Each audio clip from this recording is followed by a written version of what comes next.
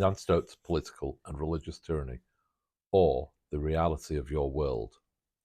I make these videos to change the way you think, because almost everything you've been taught is designed to stop you from thinking critically and accept everything you're told as truth without question.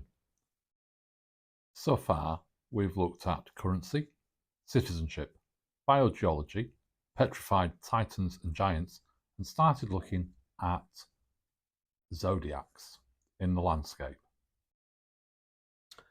So, what did I find in Scotland? What had eluded me? Were the faces that I saw related? Well, I believe they are related. Certainly it's Egyptian symbology.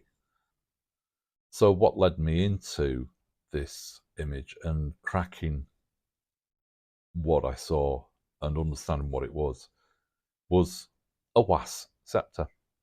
And it was while I was sort of like looking at Orion and trying to figure it out, or shortly after looking at Orion, which I did, I figured out shortly before finishing my book, where I was up to in my book. And it was the Outer Hebrides that caught my eye. And I thought, that's not dissimilar to the head of a was scepter, although we don't really see them. I'm sure somewhere there is a lot more information on Egyptology that we don't see. It's been hidden as well. Allegedly, they found a library underneath the foot of the Sphinx in Cairo, or should that be Chi Rho? Interesting. Chi Rho. Look that one up. The symbol that you see in a Catholic church, usually on their candles, the Chi Rho. See how much religion is being altered.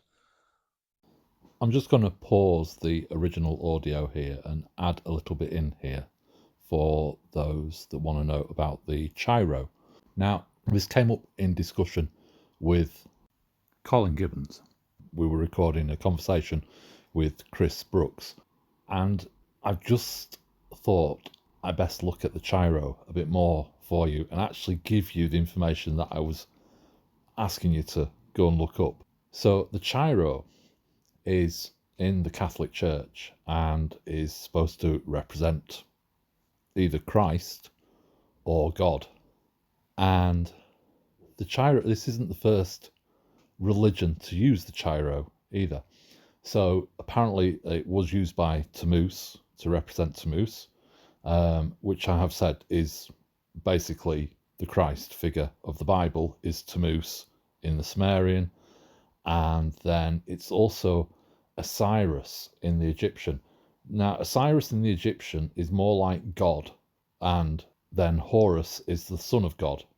But this Chi Rho is actually the moniker of Osiris. And we also see it in other images, like this one from Leonardo da Vinci of Vitruvian Man. But the Chi Rho is also representative of Cronus, Father Time, and then Cronus is also then Saturn, which then becomes Satan in Saturn worship, Saturday, the Jewish Sabbath. And then if we look at David Talbot's work on the Saturn myth, then we might also say that this is actually then the original symbol for Saturn, because basically it was in a different orbit. It was almost geostationary above the North Pole, and I'll probably do another video on that later in this series. So I can't even remember what I was saying. So the Outer Hebrides reminded me of the head of a was scepter, but we don't see too many real was scepters. We see a lot of plaster of Paris ones and stuff, but I don't believe we're shown the real deal quite often. So if the Outer Hebrides is the head of the West Scepter, then the Isle of Skye is the hand holding the shaft. The shaft is missing. The shaft, the head of the West Scepter kind of is your emblem. It's like flying your flag, I suppose. It's the bit that tells God you are his representative on earth. So you hold it up to the gods, or to God. You hold it up to the heavens. Say, I am your representative here on earth. Help me in my situation or whatever. But it has then a shaft that comes down, and this shaft then is missing, as I say. And I believe the shaft would run down through the Isle of Skye. And the sky appears to be a hand holding the shaft. And then if you keep running down through there, we end up down at Isle of Arran and Mull of Kintyre, which appear to be split because of the base of the shaft of the West Scepter. We should have like a fork, which allegedly is where the true power was of the West Scepter, the actual energy, I suppose, of it. Or we could just assume that the West Scepter was basically a battle hammer, and you swing that head, you hit somebody's temple with force, they are down, they're dead, they're out of the picture. It's a battle hammer. So this West Scepter then becomes this symbol of taking life. They have, they can remove your life with the West Scepter. So this becomes a symbol of power over you. And then, having figured like that was it, so I've got hand, the Isle of Skye is a hand. The Isle of Mull is, certainly in the area there, we're looking at another hand, but this hand is sort of like open and it's holding something, and it's a scarab beetle. Which is basically a dung beetle, really. And if you think of a dung beetle, what a dung beetle does is it collects the dead shit and creates new life. So we have a balance. We have the West Scepter that takes life from you, and we have the scarab beetle that gives life to you. So we have the power of life and death by holding the orb. Oh, I didn't mention that. The coronation orb and scepter is basically then, so a scarab beetle or dung beetle, when it's moving the shit around, it looks like the orb of the coronation. So the orb is representative of this giving life, and the scepter is the representation of the battle hammer, which can remove life. So this is when our alleged royal family take their oath, take their office, they hold the orb and scepter. They have the power of life and death over the British citizens, the UK citizens. That's what they're telling you when they're getting crowned. That they are effectively telling you, we have the power of life and death over you, but you just don't realize what they're telling you. And so we also then, so we have the face, we have the eye is Ullapool, or near Ullapool there, and the mouth just above, between the hand of Skye, the hand of Skye and the eye of Ullapool. And this is the face I saw as a child. And then we have this fantastic Egyptian crown on his head.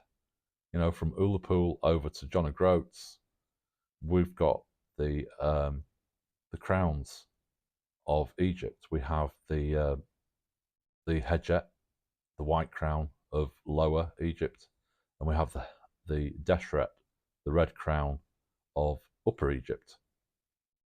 And that's what I'm saying it is. And then over towards Aberdeen, that bit over there, it's the wings.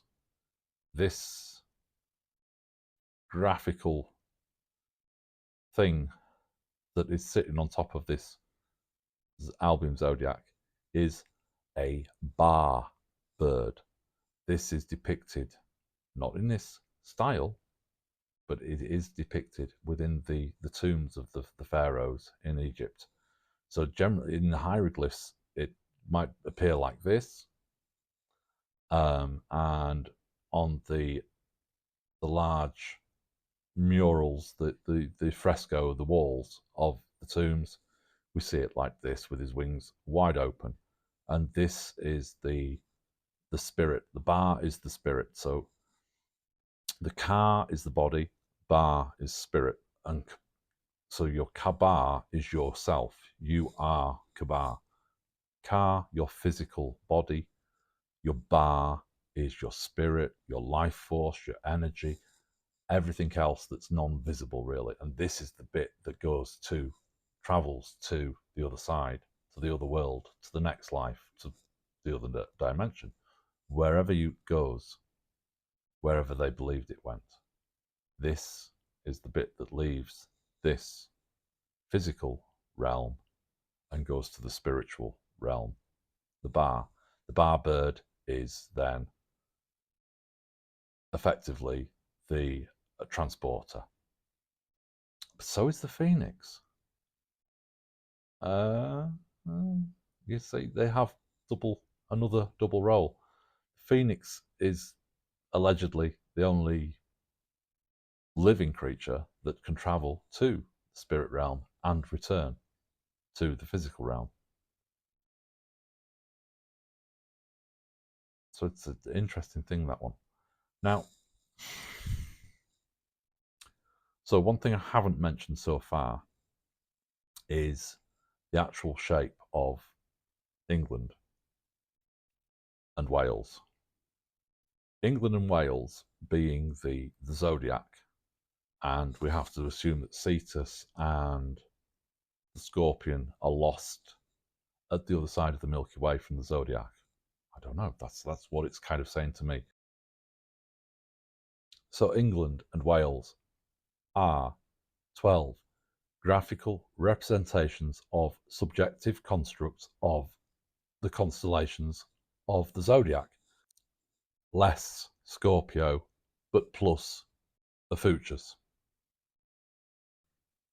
So I've clearly shown that there are a number of Egyptian reference points here, and the Egyptian hieroglyph for throne is this shape. And if we say that this image of the throne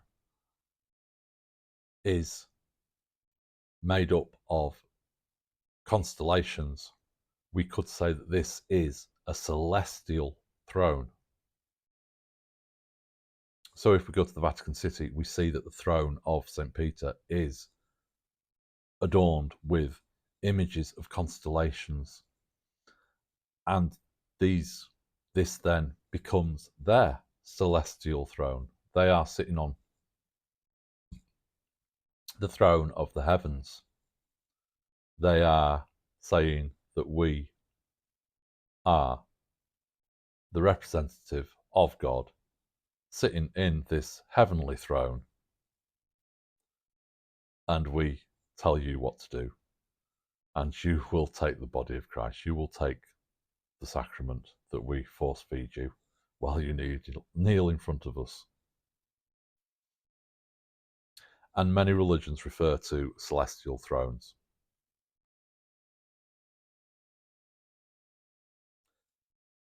And it's also roughly England, Wales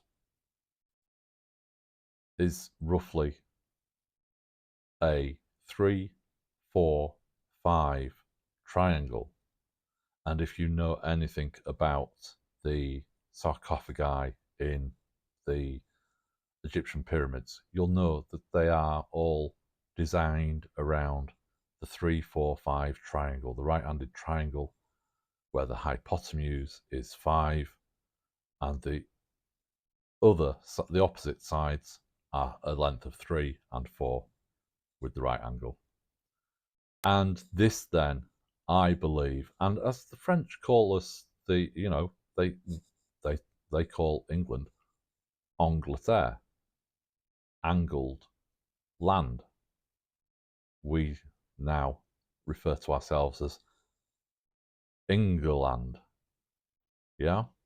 So the angles, not from Germany, but from Angle land, England. They were invited to go into Wales to sort out a rebellion in the peasants. They came over with, the Saxons and the Angles came over to Wales, and we've misread it. We thought they were coming over to Britain in boats. They were coming over to Wales in boats. They crossed the Bristol Channel in boats to Wales, and we thought they were crossing the English Channel into England from Germany or somewhere like that, the continent. But the Anglo-Saxons were already here. They are the British. They are the natives of the country, of the Angle land, the Angles, Anglo-Saxons.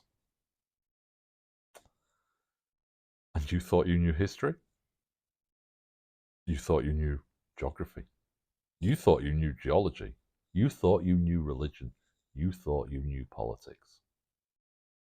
This is the antidote to political and religious tyranny. Disproving your education.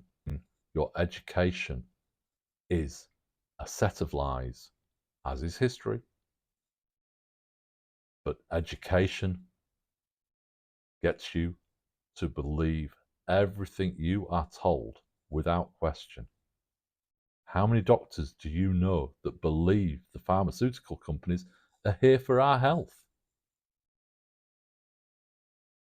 A healthy patient is a lost customer. They don't want to make you healthy.